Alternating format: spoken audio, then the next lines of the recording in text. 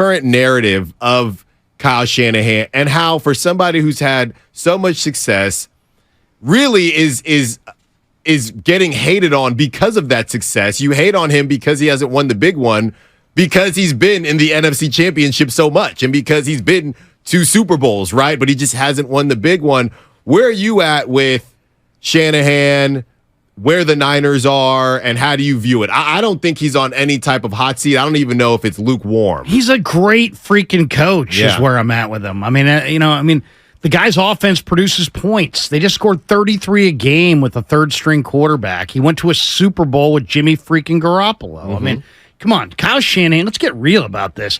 Only the nuttiest of nutty 49er fans are like, get this guy out of here. Yeah. They've been in 3 of the last 4 NFC Championship games. I mean, this guy's offense works. If the 49ers fired him tomorrow, there'd be like 5 other coaches in the league that'd be fired just because that owners of those teams would be like, maybe there's a chance we can get Kyle. Mm-hmm. So he's, now, does he get a little prickly with the media from time to time because he doesn't like to be questioned? Sure. He's not the guy who likes to admit, when he's wrong a lot. Right. He kind of turned it a little bit back on Matt Mayoko yesterday when he pushed him a little bit on Garoppolo.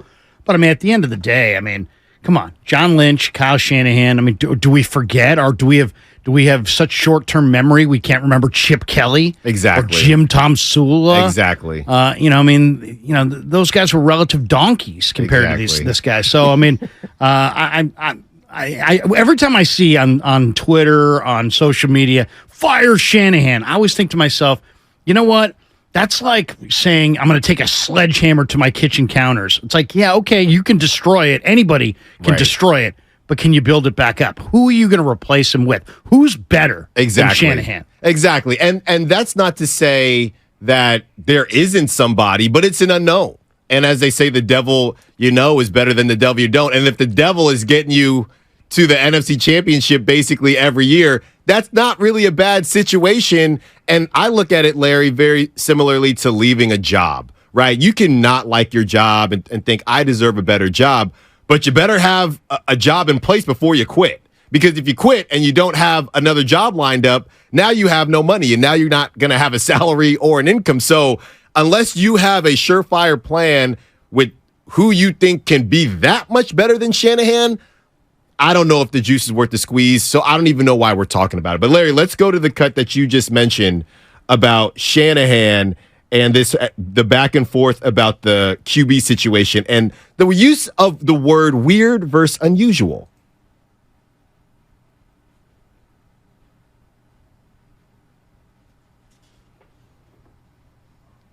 I'm not hearing it. Yeah, me neither. I pressed play. It's playing. So I don't know. This is Spadoni's board, so I tried something new. Okay, I was there yesterday for this. The question was, they were saying it's a weird situation. Jimmy Garoppolo basically said it's a weird situation. And he goes, well, I don't know if it's weird. And then he goes, well, and then he kind of got into it's unusual. And then we were kind of debating, weird versus unusual. Right. I got it now. I don't know. Spadoni mute stuff. I don't know what's going on here. We'll talk during the break. Jimmy did say, it's been a weird situation over there. Obviously, it's not the way you drew it up, but can you acknowledge it? Yeah, it kind of has been a weird situation here last few years. Yeah, I think anytime you trade up to the 3rd pick in the draft and it doesn't work out, that's a weird situation. But that is the situation. So that's what happened. I don't think it's that weird. It's unusual that doesn't work out. But I wouldn't think that's weird. I think it's unusual. What do you think? Well, I think the fact that he said goodbye, the day after that one season's over, and he's, all the things that happened with him physically, he comes back, he's, on the side field and ends up re-signing and starting, and it just seems like, it's been a unique. Do you remember why that happened? I remember why everything happened, but I'm just saying it's been a unique situation. I agree it's been unique. Well, there you go. Because, Larry, you were there for that. Right. It was yesterday, Lynch and Shanahan both spoke, and, Matt was asking a question about Jimmy Garoppolo's. You saw Jimmy Garoppolo's quote from the day before, right, where he basically said, there's a lot of weird things that are going on there. And then Kyle said, Jimmy, He said the comments are the comments. I'm really not concerned about the comments. I mean, and then he just kind of outlined the entire thing. I mean, it's the one thing about it is there's an awful lot of negativity on the 49ers right now.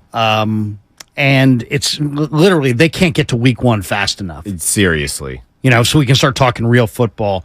And a lot of it is just there's a lot of people that are kind of bent that the Lance thing didn't work out. Mm-hmm. Some people feel like they didn't give him enough of a shot. Other people feel like they gave him too much of a shot. Mm-hmm. Not too many games, but just like, that they went with it for 3 years and it never was working. Well, maybe not too much, but enough. Yeah, enough. There's just a lot of people that are unhappy that Lance is not here, whether they're unhappy because they spent so much to get him and got so little in return for him. It is interesting to me, Alan, watching the national media, who a week ago was like, Trey Lance can't play and the Niners have a major problem on their hand. Suddenly he's in Dallas and it's like, the Niners sure screwed up, and Trey's in a great place now.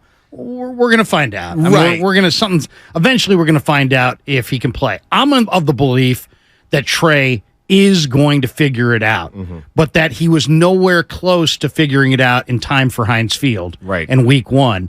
And the Niners were totally right to go with Brock Purdy instead of Trey Lance. That was the whole debate. People forget that was even a debate at the beginning of this offseason. That was the debate.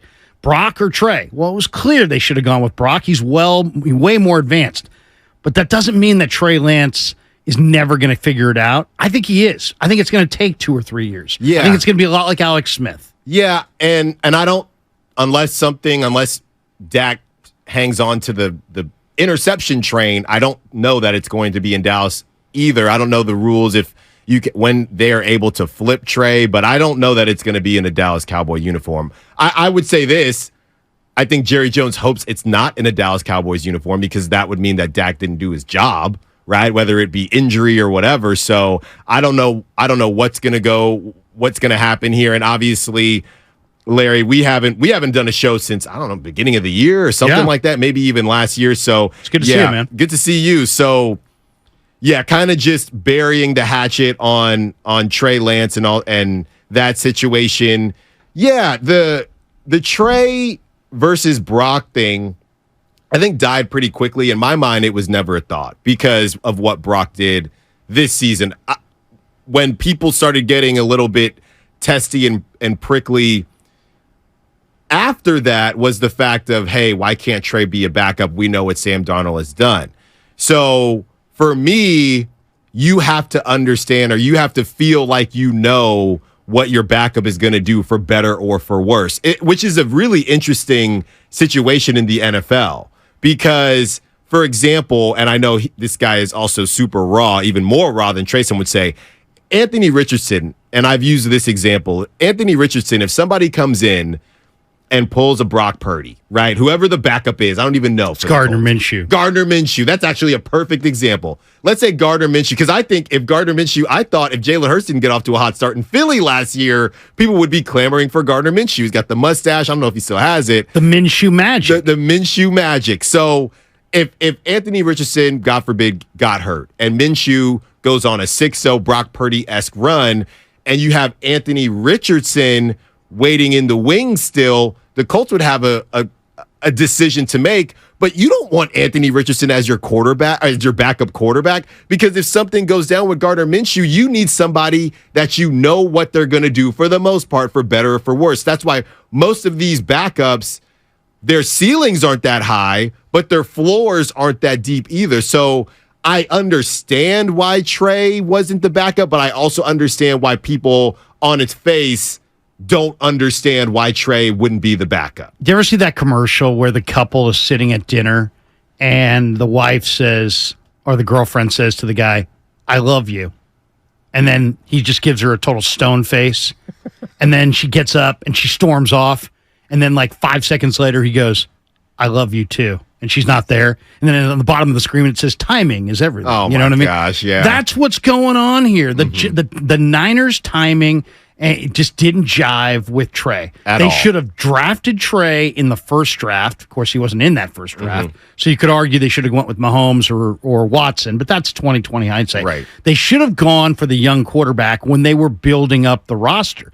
Instead, they waited till they were well within their Super Bowl window in that deal. And then suddenly it's like, well, do we have time to develop a young raw quarterback who's played fewer snaps than almost anybody coming into the league out of the first round and at the FCS level? Do we have time to do that in the middle of our Super Bowl window? And they decided no. So at the end of the day, I really think I think Richardson's got to play because Richardson, they're ready to, he's young. All and those guys, Richardson, C.J. Stroud, Bryce Young, they're all going to be bottom feeders. And they're all at the beginning. You know, D'Amico, it's year one for D'Amico. Right. If this was 4 years in and there's Super Bowl expectations, maybe they don't want to go with C.J. Stroud. Right. The Niners to me, it was just like their timing didn't jive with Trey's timing, and that's why it didn't work, and that's why he had to move on. I'm of the belief that he outplayed Sam Darnold. I was at every single practice. Okay. I was at every single See, this is why we love having game. Larry on, because I thought Larry he was there. I thought he was better. I thought he had more upside than Darnold. I thought he was a little bit better. What about so going back to what I said about the backup experience, what would you say about consistency? Well, I mean, you're going to have inconsistency when you've played as little as Trey Lance has played. He did not look good against the Raiders. I mean, Darnold outplayed him. If it was just that Raider game, Darnold was better than Trey. Right. But the preseason is more than that, and the training camp was more than that. And I just kind of disagree. I mean, Kyle said that it was. I asked him what did Sam do to separate himself from Trey, and he's like, well, over the last 10 days, 2 weeks, he really was better in all phases, and everybody here felt that way. So. Now I'm pushing back against everybody, right? You know, the coaches, the scouts, Kyle himself. That's what I was don't gonna know ask. more than them, but to my naked eye, I thought Trey was a little bit better, but I get the sense that they're not really telling us one of the major reasons they decided to move on. And I just think that the discourse was getting truly ugly. And they wanted to go to Sam. Sam was their handpicked guy, and Brandon Allen was their handpicked number 3. And that was their off-season plan, and they wanted to go with it. And I just think that there was a competition this summer, but what they didn't tell us was that Sam started that competition in the lead, right? And that Trey was going to have to literally beat him out. And instead, they went neck and neck, but Sam had the lead going in, so Sam got the job. But I think the Niners were not naive to the fact that the dialogue around these quarterbacks had become very polarizing, very negative. And I think they were eager to move on from the whole let's debate who the best quarterbacks are on the team. They wanted to go with a defined quarterback room. Brock, Darnold, Allen, 1, 2, 3. Not a lot of debate there. Yeah.